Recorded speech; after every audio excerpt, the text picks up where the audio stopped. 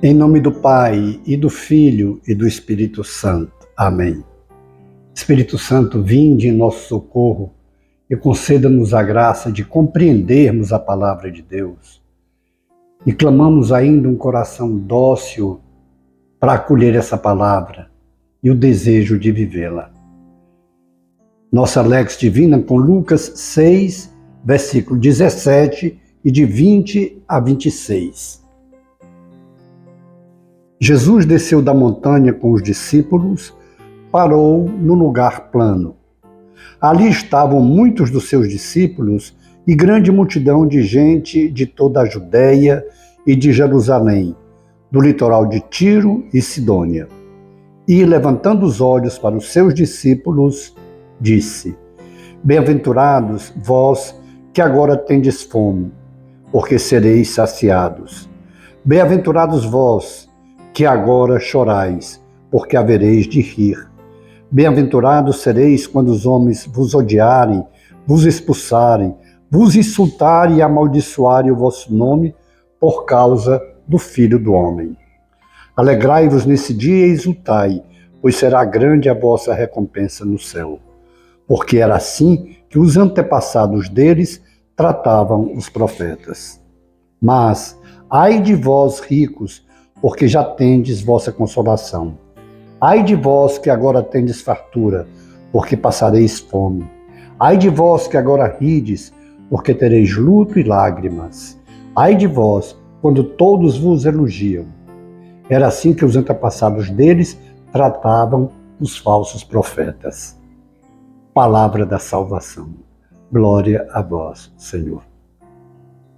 Interessante que Lucas, ao narrar as bem-aventuranças, ele faz uma narrativa para que os gentios compreendam.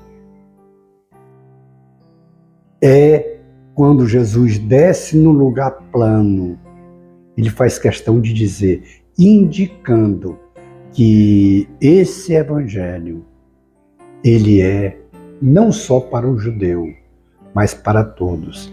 É interessante até nós nos lembrarmos que Lucas inicia o Evangelho falando: ó ilustre Teófilo, e nós lembramos-nos que Teófilo significa o amigo de Deus, Teo, que é Deus, Filos, filho, amigo. Então, o amigo de Deus, Teófilo. Por que isso é interessante a gente lembrar? Porque se normalmente ele faz isso, ó ilustre Teófilo, aquele que deve ser amigo de Deus, mostra que não é judeu. Ou seja, já está narrando o Evangelho de Jesus para todos aqueles que queiram se aproximar, ser amigos de Deus. E aqui nós não estamos diante de leis. Jesus está anunciando o Evangelho. É uma proposta de vida, onde leva a dois caminhos. É interessante nós nos lembrarmos do Salmo, primeiro Salmo, Salmo 1, quando Deus fala dos dois caminhos. Os caminhos da retidão, que levam à vida eterna, e aqueles da porta larga, que leva à perdição. E em seguida, as bem-aventuranças, vêm esses ai de vós, que levam a vida pensando que o dinheiro pode tudo, que o dinheiro compra tudo, mas a ideia de rico aqui é o oposto da bem-aventurança de pobre, porque o pobre, assim como o rico, não aqui está tratando apenas de posse de dinheiro. Mas o pobre, a ideia de pobre é aquele que é carente, é aquele que tem necessidade, reconhece a sua necessidade. Bem-aventurados aqueles que são pobres, ou seja, pobre com um coração por opção de pobre. Essa opção de pobre é um coração rendido a Deus, reconhece a dependência de Deus, reconhece a necessidade de Deus. Porque mesmo aquele pobre materialmente falando, pode ter um coração fechado, pode ter um coração rico. Nem todos os pobres materialmente falando seguem o Evangelho. Então são aqueles que têm um coração de rico, um coração autossuficiente. Claro que o cuidado que o Evangelho mostra, normalmente os ricos materialmente falando, eles tendem a ser autossuficientes. Aí vem hoje, ai de vós ricos, porque já tendes a vossa consolação. Acham que ali se bastam. E na realidade, a vida passa rapidamente também para eles, para esses ricos que põem a sua confiança na matéria, põem a sua confiança no dinheiro, na conta bancária, nos seus bens. A vida passa para eles também e rapidamente. E a vida eterna? Porque essa vida, por mais longa que seja, que chegue com lucidez a 100 anos, não é nada diante da eternidade. O Senhor está nos exortando aqui. Não lei, mas Evangelho. E eu vou ler rapidamente aqui as bem-aventuranças, pelo menos as duas primeiras, para trazer para nós e nós refletirmos. Bem-aventurados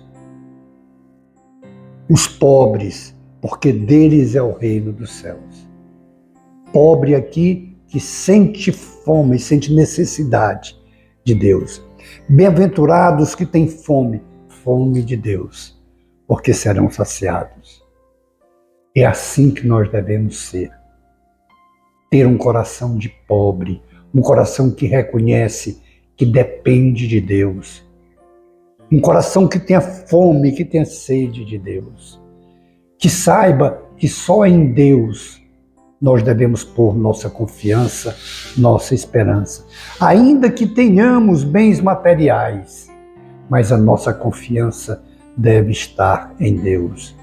Independente se tem ou não tem posses, mas o nosso coração, ele deve ser um coração de pobre. Desejo de Deus. Reconhece que só Deus só Deus basta e só Deus satisfaz. Por isso Santa Teresa diz, só Deus é e basta. Porque é Ele que fala de vida eterna. É Ele que fala que se nós hoje aqui nos rendermos a Ele, se nós hoje aqui, o nosso coração for um coração desejoso de seguir o Evangelho, que tem desejo dessa palavra que nós ouvimos diariamente, de pôr em prática, aí está a nossa construção do reino de Deus. É interessante que na narrativa de hoje tem as bem-aventuranças e tem o ai de vós, porque são os caminhos opostos. Um caminho que traz prazer, que traz satisfação momentânea, passageira, e aquele que requer a dependência de Deus e que requer renúncia e que requer seguimento de Jesus Cristo, mas que nos leva à vida eterna no paraíso.